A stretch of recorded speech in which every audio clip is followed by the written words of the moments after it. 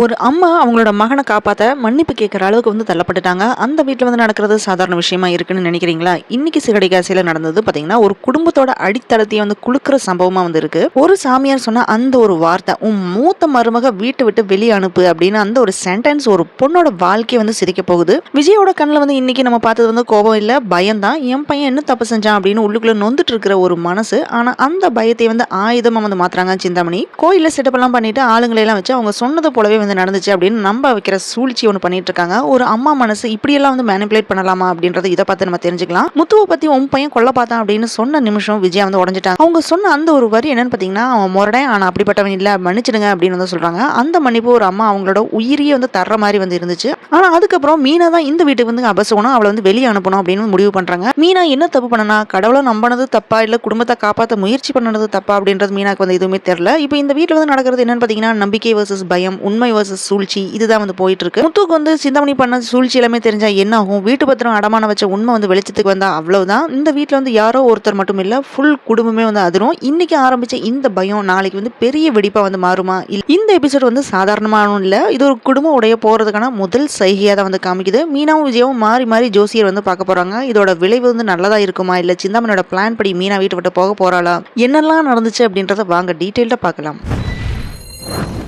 இன்னைக்கு எபிசோடு ஒரு சாதாரண எபிசோடு இல்லை. ஒவ்வொரு சீன்லையுமே பயம், சந்தேகம், துரோகம், மன உளைச்சல் எல்லாமே கலந்த ஒரு இமோஷனல் ரோலர் கோஸ்டராக தான் இருக்குது. ஸ்டார்டிங்கே சின்ன சின்ன பதட்டத்தோட தான் தொடங்குது. பெண் சாமியார் அருள்வாக்குனால பாதிக்கப்பட்ட மனசு பலவீனமாக இருந்த விஜயாவை இன்னும் குழப்பி விடுறாங்க சிந்தாமணி. விஜயா கோயிலுக்கு வாங்க, எல்லாமே சரியாயிடும் அப்படின்ட்டு நல்லவங்கள மாதிரி வர சொல்றாங்க. இவங்களை வர சொல்லிட்டு சிந்தாமணி என்ன பண்றான்னு பாத்தீங்கன்னா, ஆளுகள் எல்லாமே செட்டப் பண்றா. கோயில ஆட்கள் எல்லாமே ரெடி பண்ணிட்டு அவங்க சொன்னது போலவே நடந்துருச்சு அப்படின்னு சொல்ல வைக்கிறாங்க. அவங்களும் பெண் சாமியார் சொன்னது பழிச்சிருச்சு அப்படின்னு சொல்றாங்க. அதே மாதிரி கோயிலே அந்த பொண்ணோட அருள்வாக்கு கேட்கிற பொண்ணுங்களும் நீங்க சொன்னது போலயே நடந்துருச்சு அப்படின்னு சொல்றாங்க. இதை கேட்ட விஜயா இன்னுமே பயப்படுறாங்க. அவங்க மனசுல ஒரு தீய ஏறுது. பயம் என்ன பண்ணணும்னு தெரியுமா? நம்ப முடியாத விஷயத்தையும் நம்ப வைக்கும். அந்த நேரத்துல தான் விஜயாவை பார்த்து அந்த பெண் சாமியார், நீ எதுக்காக இங்க வந்த அப்படின்னு கேக்குறாங்க. உன் பையன் என்ன கொல்ல பார்த்தா அது அந்த தெய்வத்தையும் அசிங்கப்படுத்துறதுக்கு சமம் அப்படின்னு சபிக்கிற மாதிரி பேசுறாங்க. அந்த ஒரு நிமிஷம் விஜயா ஒரு அம்மாவா இல்ல, ஒரு பயந்த மனுஷியா மாறிடுறாங்க. மகனை பத்தி அவங்க இப்படி சொல்லும் போது கூட அவன் எப்பவுமே அப்படிதான் முரடன் அப்படின்னு மனசுக்குள்ள சொல்லிட்டு வாயால முத்துக்காக மன்னிப்பு கேக்குறாங்க. ஒரு அம்மாவோட மனசு எவ்வளவு உடையணும் தெரியுமா அந்த சீன்ல. ஆனா அதுக்கப்புறம் தான் சாமியார் சொல்ற ஒரு சென்டென்ஸ் எல்லாத்தையுமே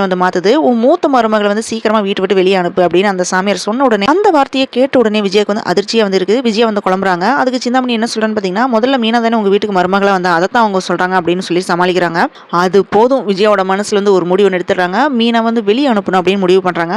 இதனால சீக்கிரமாவே மீனா வீட்டை விட்டு வெளியே துரத்தணும் அப்படின்னு விஜயா கராரா சொல்லிட்டு இருக்காங்க. இதெல்லாம் நடக்கிறதுக்குள்ள இங்க மீனா என்ன பண்றான்னு பாத்தீங்கன்னா, அவ அம்மா வீட்டுக்கு போறா. வீட்டுல நடக்கிற எல்லா விஷயத்தையுமே சொல்றா. உடனே அவன் அம்மா என்ன சொல்றாங்கன்னா, கடவுளை நம்பு அப்படின்னு சொல்றாங்க. யாராலுமே நடக்க போறதை கணிக்க முடியாது அப்படின்னு சீதாவும் சொல்றான். அந்த வீடு மட்டும் ஒரு நிம்மதி தர இடமா இருக்கு மீனாக்கு. ஆனா மீனா மனசுல ஒரு கேள்வி, அது என்னன்னு பாத்தீங்கன்னா, என் வீட்டுல என்ன நடக்குது, நான் ஏன் இப்படி பயந்துட்டு இருக்கேன் அப்படின்னு திங்க் பண்றா. அப்போ மீனோட அம்மா என்ன சொல்றாங்கன்னா, வேற ஒரு ஜோசியரை போய் பார்க்கலாம், அதுக்கப்புறம் அவங்க என்ன சொல்றாங்களோ அதையும் கேட்டு நிம்மதியா இருக்கலாம் அப்படின்னு சந்திராவும் சொல்றாங்க. அதுக்கு மீனா ஓகே அப்படின்னு சொல்லிடுறா. மீனா வீட்டுக்கு ஜோசியர் விஜயோட பிறந்த தேதியை கேட்டு கணிச்சு பாக்குறாரு. அப்ப விஜயாவுக்கு ஒரு பிரச்சனை வரப்போகுது, இதனால பெரிய மன உளைச்சலுக்கு ஆளவாங்க அப்படின்னு சொல்றாரு. ஆனா அண்ணாமலை உயிருக்கு எந்த பாதிப்புமே வராது அப்படின்னு கிளியர் கட்ட சொல்றாரு. அந்த நிமிஷம் மீனுக்கு ரெண்டு உணர்ச்சி ஒன்று வருது. நிம்மதியாகவும் இருக்கு, அதே சமயம் பயமாவும் இருக்கு அவளுக்கு. அண்ணாமலைக்கு பிரச்சனை இல்லை அப்படின்னு நிம்மதியா இருக்கு. விஜயாக்கு என்ன ஆக போதோ அப்படின்ற பயம் அவளுக்கு வருது. தாலி பாக்கியத்தை பத்தின இன்ஃபர்மேஷன் பத்தி தெரிஞ்சுக்கணும்னா ஜாதகம் வேணும், பிறந்த தேதி பேஸ் பண்ணி அவங்களுக்கு பிரச்சனை வரும்ன்றத உறுதியை சொல்லி பரிகாரத்தையும் சொல்றாரு. இதனால மீனா பயப்படுறா. விஜயாக்கு என்ன பிரச்சனை வரும் அப்படின்னு பதட்டத்துல இருக்கா. இந்த மொத்த பிரச்சனைக்கு பின்னால சிந்தாமணியோட சதி இருக்கிறது தெரியல. அது மட்டும் இல்லாம விஜயோட வீட்டு பத்திர அடமான வச்சதையும் முத்து கண்டுபிடிச்சிட்டா. பிரச்சனைக்கு ஃபுல் ஸ்டாப் வரும். கடைசியா பாத்தீங்கன்னா பார்வதி வழக்கம் போல வீடியோல கதை சொல்லிட்டு இருக்காங்க. அப்ப விஜய் அங்க கோபமா நிக்கிறாங்க. அந்த ஒரு பார்வையை பார்த்தோம்னா இனி என்ன நடக்க போகுது அப்படின்னு கேட்க வைக்குது. இப்படிதான் இன்னைக்கு எபிசோட் முடிஞ்சிருக்கு. இன்னைக்கு எபிசோட் பாத்தீங்கன்னா மொத்தமே உணர்ச்சி கலந்துதான் இருக்குது. அது என்னன்னு பாத்தீங்கன்னா, ஒரு அம்மாவோட பயம், ஒரு மருமகளோட பதற்றம், அதே மாதிரி ஒரு கெட்டவளோட சூழ்ச்சி, ஒரு மகன் எடுத்துக்க போற முடிவு. இந்த எபிசோட் சொல்ல ஒரு பெரிய மெசேஜ் பாத்தீங்கன்னா, பயம் வந்துச்சுன்னா நம்பிக்கை கூட சந்தேகமா தான் தெரியும். ஆனா உண்மை வெளிச்சத்துக்கு வந்தா எல்லா இருட்டும் ஓடிடும். இனி முத்து என்ன முடிவு எடுக்கிறான், மீனா உண்மையை எப்படி நிரூபிக்க போறாங்க, சிந்தாமணியோட சதி வெளிச்சத்துக்கு வருமா, இதுக்கு எல்லாமே அடுத்த எபிசோட் தான் ஆன்சர் வரும். ஒரு குடும்பம் உடையும் போது சத்தம் போடாது, அது மெதுவா பயத்தோட சந்தேகத்தோட தான் உடையும். இன்னைக்கு சிறடிகாசி எபிசோட் முடிவில் நம்ம பார்த்தது ஒரு சாதாரண சண்டையெல்லாம் இல்ல, ஒரு வீடு சிதற போகிற முதல் சத்தமா தான் இருக்குது. மீனா பயந்து நிக்கிறா, விஜயாவுக்கு என்ன ஆக போதோ அப்படின்னு. இப்படி கவலைப்படுற மருமக. ஆனா அதே நேரம் விஜயா மனசுல ஒரு முடிவு ஒன்று எடுக்கிறாங்க, மீனாவை வெளியே அனுப்பணும் அப்படின்றது. எவ்வளவு வினோதமா இருக்கு பாருங்க.